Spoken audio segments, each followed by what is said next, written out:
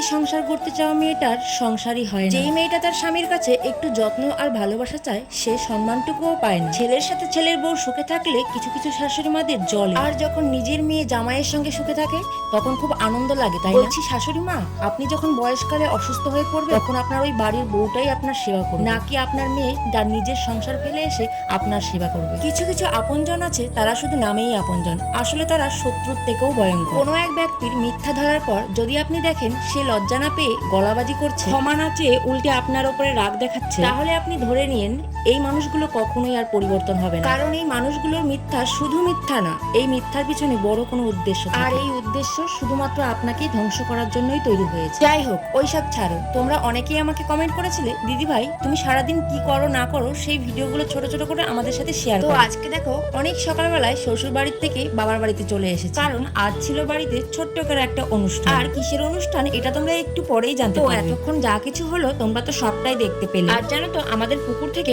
অনেক বড় বড় মাছ ধরা হয়েছে, আর আমার মামাম দেখো সেই মাছগুলোই দেখছি। আর এই অনুষ্ঠানে যা খাওয়া দাওয়া হবে সবকিছু রান্নার দায়িত্ব আমার উপরেই পড়েছে। তাই দেখো আমি জামা কাপড় চেঞ্জ করে রান্না করতে বসে পড়েছি। প্রথমে মাছ ভাজা দিয়ে শুরু করলাম। আর এই টাকফাটা গরমে উনুনে রান্না করা যে কতটা ভয়ঙ্কর ব্যাপার এটা তো তোমরা প্রত্যেকটা বাড়ির বউ জানো। তাই তো দেখো এই মিশো থেকে নেওয়া ছোট্ট ফ্যানটা নিজের কাছে চালিয়ে নিয়েছি। বিশ্বাস করো এতটা সুন্দর ঠান্ডা হাওয়া দেয়, তোমাদের আর কি বলবো। সত্যি বলতে এই গরমের মধ্যে উনুনে রান্না করার জন্য খুবই হেল্পফুল একটা পাখা। এবার হয়তো তোমরা অনেকেই ভাববে এরকম পাখা তোমাদেরও দরকার, তাহলে আর দেরি কিসে, যাও যাও আমার কমেন্ট বক্সে লিংক রয়েছে, যদি নিতে চাও তাহলে নিয়ে নিতে পারো। প্রায় আমার মাছ ভাজা শেষ হয়ে আসলো। এদিকে জানো তো আমি অনেক সকালবেলা শ্বশুর বাড়ির থেকে আসার কারণে তেমন ভারী কিচ্ছু খেয়ে আসতে পারিনি, তাই এখন আমার প্রচন্ড খিদে পেয়ে গেছে। কি আর করার, এদিকে সময় মতো তো রান্নাটাও কমপ্লিট করতে হবে, কারণ আমাদের বাড়িতে কয়েকজন নিমন্ত্রিত খুদে সদস্যরা অলরেডি চলে এসেছে। এদিকে দেখো আমার খিদে পেয়েছে বলে আমার পিসি আমার জন্য একটা ডিম সেদ্ধ নিয়ে এসেছে, বললো এই নে তুই আগে খেয়ে নে তারপর। জানো তো এই ডিমগুলো না আমাদের বাড়ির মানে আমার মায়ের পোষা মুরগির পাড়া। ডিম সেদ্ধটা দিতে না দিতেই নিমেষের মধ্যে 2-3 বাইট নিয়েই আমি শেষ করে ফেলেছি। এটা দেখতেই আমার পিসি বুঝেই গেল যে মেয়ের আমার খুব খিদে পেয়েছে, তাই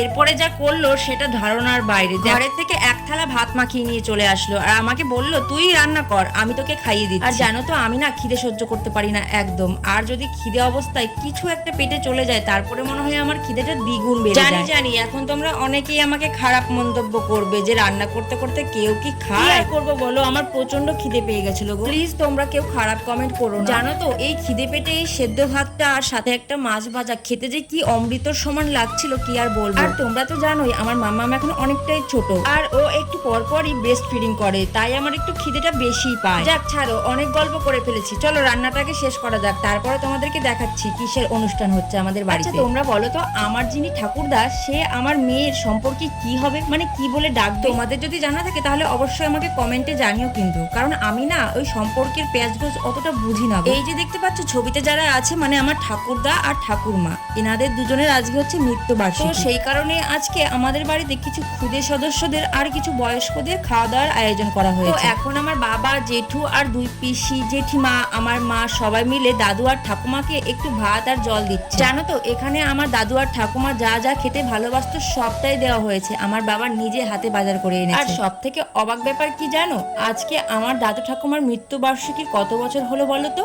18 বছর। বাবা আর জেঠু মিলে ভাত বাড়িয়ে দেওয়ার পর বাড়ির সকলে একে একে দাদু আর ঠাকুমাকে জল আর ভাত দিয়ে দিল। আচ্ছা তোমরা আগের ভিডিওতে অনেকেই জিজ্ঞাসা করেছো যে দিদি ভাই তোমার বাড়ি কোথায়? আমার বাড়ি বেথুয়াডহরি পাটিকা, আর আমার শ্বশুর বাড়ি বেথুয়াডহরিতে। এই ভিডিওতে চলো তোমাদের কিছু প্রশ্নের উত্তর দিই। এখানে আমাকে অনেকেই কমেন্ট করেছো, চলো তোমাদের নাম নিয়ে প্রশ্নের উত্তরগুলো দিয়ে ফেলি। পাউল ঝুম্পা বিথিকা নামে একজন কমেন্ট করেছো যে তোমার বেবিটা অনেক সুন্দর, thank you so much Bithika. Lakshmi Suman নামে একজন কমেন্ট করেছো বেস্ট অফ লাক, এগিয়ে যাও, থ্যাংক ইউ সো মাচ, তোমরা এইভাবে পাশে থেকো। রানী মন্ডল নামে একজন কমেন্ট করেছো আজকাল ভিডিও ভালো বানাচ্ছো, ভালো লাগছে, থ্যাংক ইউ সো মাচ রানী। কোয়েল ঘোষ নামে একজন কমেন্ট করেছো তোমার ননদ অনেক কিউট, কোয়েল তুমি অনেক কিউট, থ্যাংক ইউ। প্রিয়া দাস নামে একজন কমেন্ট করেছো বাংলাদেশ থেকে দেখছি, থ্যাংক ইউ সো মাচ। উত্তম সরকার নামে একজন কমেন্ট করেছো নীল সাদা রঙের নাইটিতে তোমাকে খুব সুন্দর লাগছে, থ্যাংক ইউ দাদা। যাই হোক এই ছিল আজকের ভিডিওর নামগুলো, তোমাদের নামগুলো যদি শুনতে চাও তাহলে ঝটপট সুন্দর করে একটা কমেন্ট করে যাও। এই ছিল আজকের ভিডিও, তো সবাই ভালো থেকো, সুস্থ থেকো, দেখা হচ্ছে নেক্সট ভিডিওতে।